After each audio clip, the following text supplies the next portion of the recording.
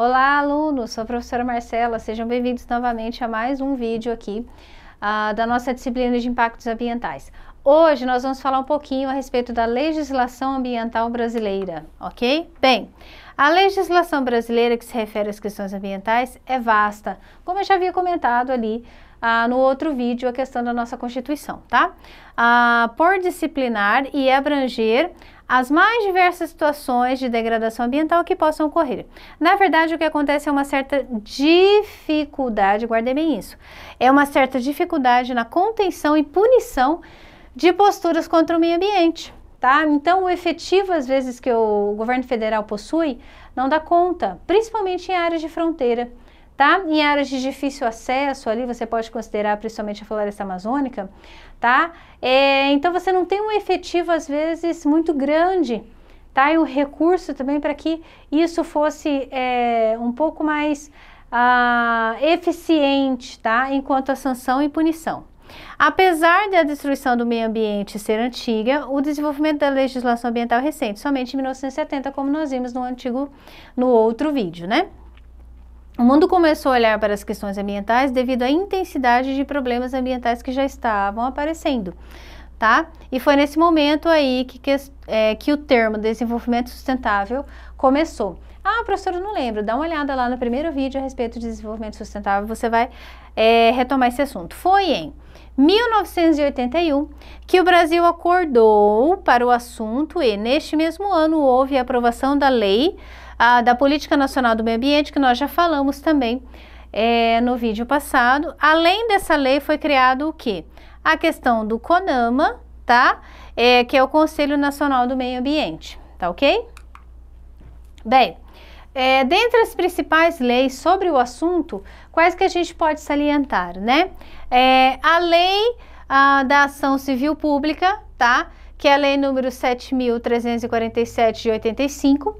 Essa lei disciplinou a ação pública por danos ao meio ambiente, entre outros bens sociais. Então, a pessoa, na verdade, ela está sendo punida porque ela prejudicou o quê? A sociedade civil como um todo, tá?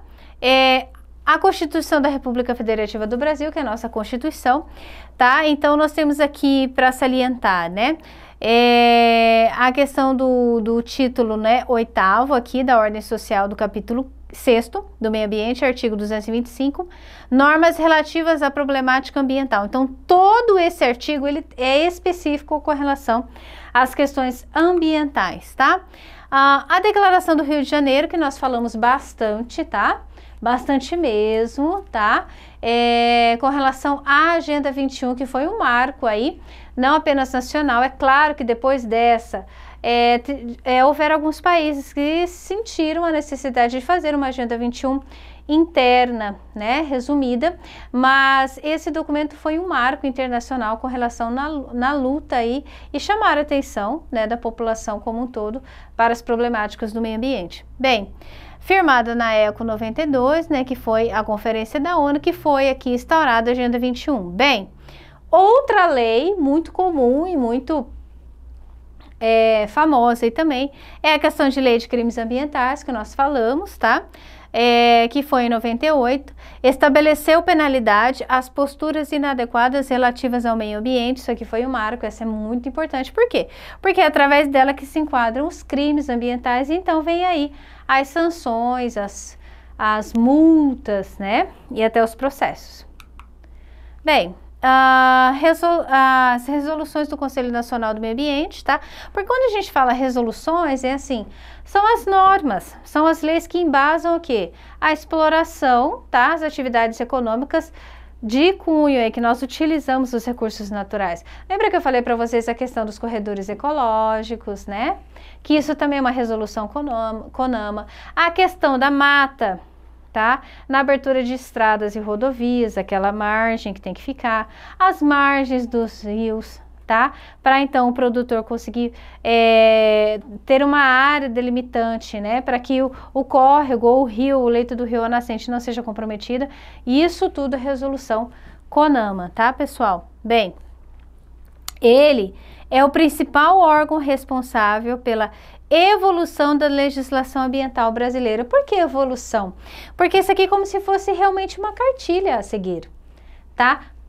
A partir dele, todos os empreendimentos, né, que vieram após a instauração do CONAMA, já tentaram ali se encaixar e seguir aquelas leis, tá ok? Bem, dentre todas, a que mais chama atenção é a questão, como eu falei para vocês, a Lei de Crimes Ambientais. Ela contém, tá? Ela é muito extensa, 82 artigos, distribuídos em 8 capítulos, tá? O capítulo 1º trata das disposições gerais. O capítulo 2º reporta a aplicação da pena. No capítulo 3º estão compreendidas disposições a respeito da apreensão do produto e do instrumento de infração administrativa ou de crime. Aqui também a gente pode ressaltar um crime, né, que é o crime ambiental, que é o tráfico de animais selvagens, tá? Que isso ocorre muito ainda no Brasil, tá? Até mesmo porque depois daí nós temos quem recebe esses animais, né, professora? Depois aí que alguém é capturado, né, realizando, né, no ato desse crime aí, esses animais eles são destinados aos CRAS, espalhados pelo Brasil aí, porque tem muitos municípios ou até mesmo estados que não tem ainda um ambiente preparado, né, como um zoológico, por exemplo, né, tem alguns estados que não tem. Então você tem o CRAS, que é o Centro de Reabilitação de Animais Silvestres, tá? Que para onde que vai todos esses animais, e ali você tem todo um trabalho de reinserção desses animais na floresta ou no seu habitat natural. Bem, capítulo 4º aborda a ação e o processo penal. O capítulo 5º trata dos crimes contra o meio ambiente propriamente ditos. O capítulo 6º denota as infrações administrativas. O capítulo 7º refere-se à cooperação internacional para a preservação do meio ambiente, tá? Isso aqui, lembrando para vocês que teve uma aula que a professora colocou todas ali, algumas instituições, né, porque são inúmeras, do site do Itamaraty, tá? Que na verdade é o nosso Ministério do Exterior aí, tá? Então você, não só para a questão ambiental, que também tem muitas, mas cooperação em outros ramos, né, como tecnologia, educação, enfim, economia e tudo mais. Você tem muita parceria internacional, tá? Muita instituição que ajuda o Brasil, né, e há essa parceria aí, principalmente com relação também fauna, flora, equilíbrio ambiental, poluição de gás, desmatamentos e tudo mais, tá? Bem, e por fim, o capítulo 8º estão contidas as disposições finais, mas você percebe que o quanto é extenso? São 82 artigos tratando apenas, tá, do meio ambiente. Hashtag fica a dica, então vai lá, dá uma olhada, busca para você ter pelo menos uma noção na hora que você for elaborar o seu relatório ambiental, ok? Bem, no próximo vídeo nós vamos falar aí a respeito da ISO 9000, ok?